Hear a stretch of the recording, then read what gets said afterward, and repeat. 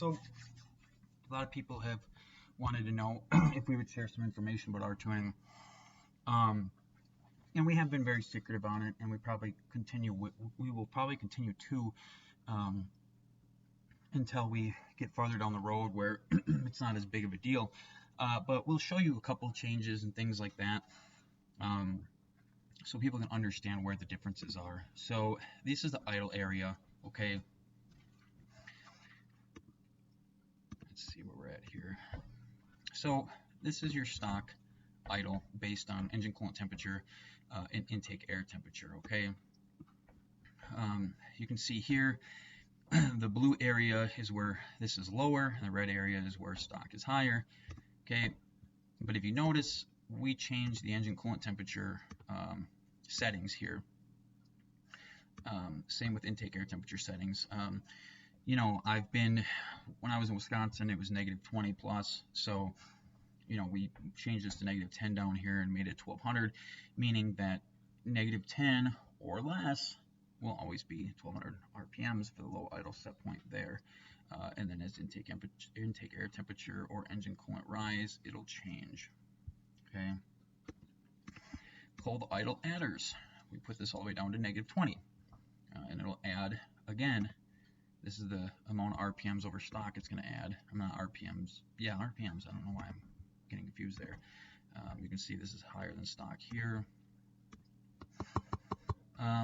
Airflow, we have modified the mass airflow temp table to be more accurate. That really isn't anything worth looking at. Overspeed threshold at 4,000. Maximum we have set at 4,100. You can see here there's some areas where they wouldn't let you go up any higher. Diesel fueling, okay. Not really sure how much of this I want to show people. This is our tune that's a little less smoky. What you have here, maybe I'll do it like that. Hold on, let me do this. We'll show changes, okay? We'll show changes over. This is changes over stock, okay? That way I can show people more of what the changes are without actually showing the exact numbers. So the red is over stock. So what essentially happens is that this number down here at the bottom gets changed to a higher number. So this number here is changed to like 100, 105, 110, whatever. And then we use a tool to grab from here down farther to the table and basically smooth it out and make the transitions more soft. This is to help make the estimated fuel gauge mainly to read more properly. So we took care of that. That's not an issue at all. I shouldn't say it's not an issue. It's a hell of a lot more accurate than it was before. Injector pulse width conversion. So this area here, this is your normal driving area all the way up into here and kind of in this area here. So with this change here was to make the transitions more smoother in the low RPM area, high injection volume, which is very rare to hit this section of the chart. I mean, if you punch it from a dead stop, yeah, it'll, before the RPMs crank, it'll shoot way up here. And this is where all that huge black cloud of smoke comes from, is in this area. So this is supposed to be a cleaner tune here. That's why this is removed. And you can see here that the pulse width is increased here and all the way through here as well. You know, this is where here through here is where all the power is made.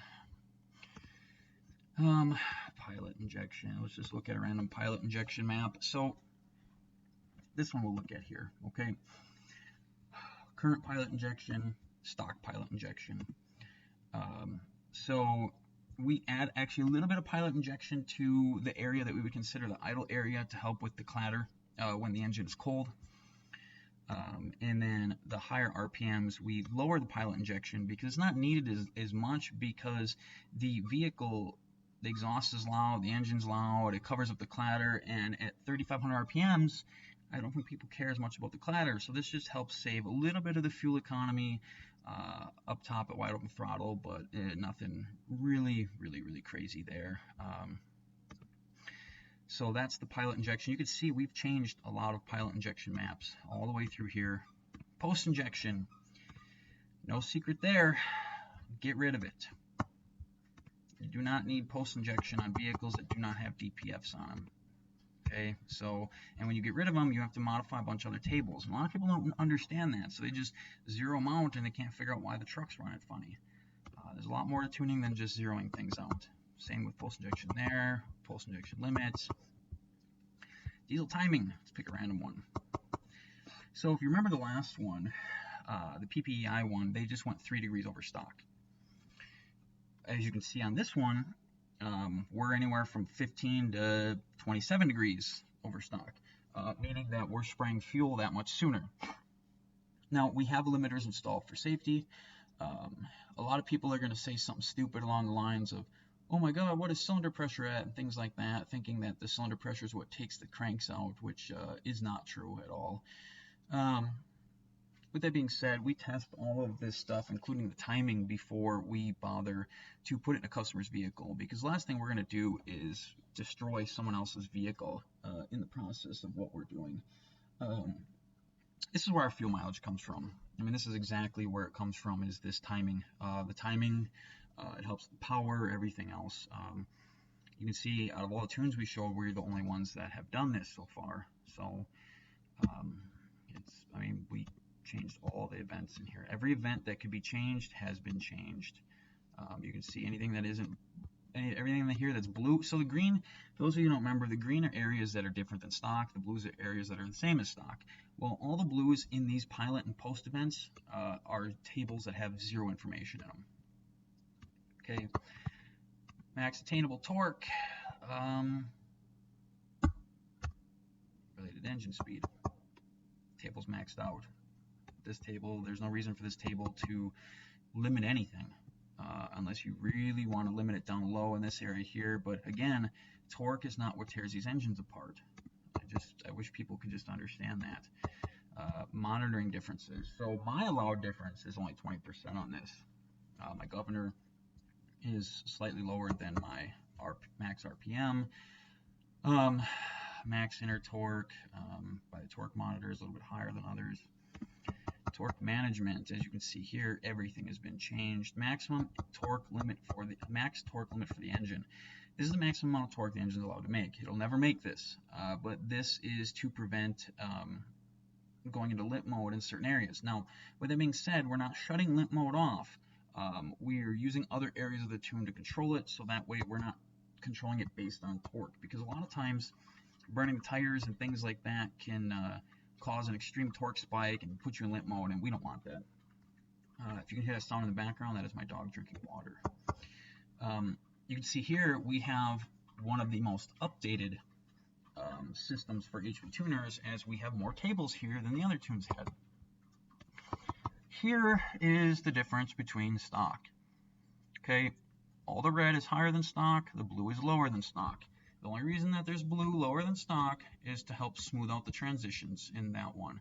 So all these tables were different. Now they're all identical, meaning the pedal is never different. The pedal is always the same no matter what. So if you were to open all these tables here and you were to look at the original values, there's going to be a nice transition and all tables are going to be the same.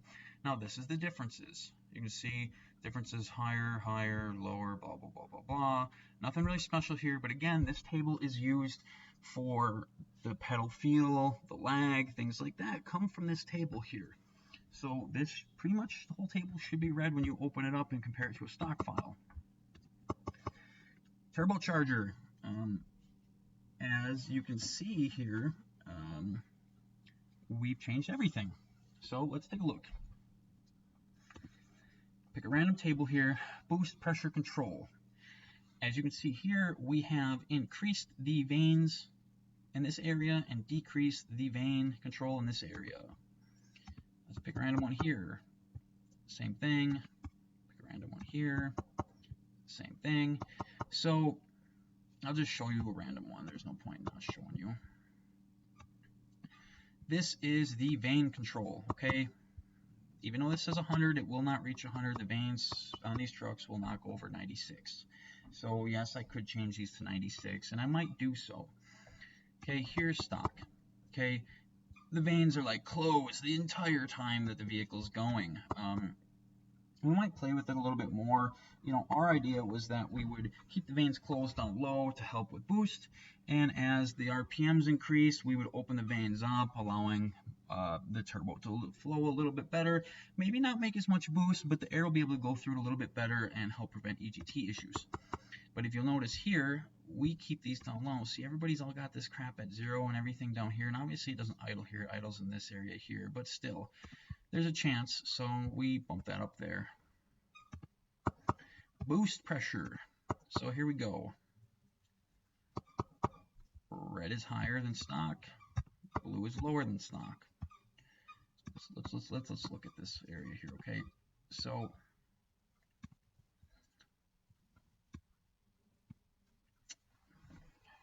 when you gas it, okay, when you punch it right here, it's going to go up like this, up, up, up, up, up, and it's going to kind of hit this area here and just kind of peel across here, okay? We've been making adjustments to this, and we'll continue to make adjustments to this to make this more plausible. Okay, now what you see here is atmospheric pressure plus PSI. So if you were to take this, okay, and you were to minus 14.7, let's say that's what it's going to be, so let's just minus that, okay? This is your boost pressure. These turbos can hold 30 PSI. When you get on it, the load shoots up into this area, okay, and it kind of comes through here. So, and honestly, a lot of times it'll come through here, and then it'll kind of do one of these and kind of come through here along this edge here, because we see a lot of 22 to 25 psi at wide open throttle, because ejection quantity is actually coming down a little bit when you go wide open throttle. So some of it has to do with the turbo, some of it has to do with the amount of fuel it needs, blah, blah, blah, blah. We're continuing to make changes on this table all the time, for drivability, for gas mileage, things like that. Again, the boost has a lot to do with the actual fuel economy that the engine is going to make. So, needless to say, it can be lower in certain areas like where you drive here, but you want the edge of where you drive to be higher, because when the load increases, it's going to go like this, okay? So let's say you're driving here and the load increases, it's going to go up here, it's going to do one of these. You want more boost when the load increases, so that way the engine doesn't lug and it's not doing unnecessary downshifts when they're not needed. So keep that in mind. Also keep in mind, we make changes for altitude. We have high altitude boost, low altitude boost, high altitude control, low altitude control. So your truck will drive different in Houston than it will at Pikes Peak, which it should, and we've changed the settings for that. And again, we're the only one that has changed the settings specifically for that. That's about all I'll show you on this one for now, and I think that should be enough to just help people kind of get an understanding. If you have any comments, questions, or concerns, please feel free to message me or comment and ask. Other than that, subscribe, thumbs up, whatever. Have a good day.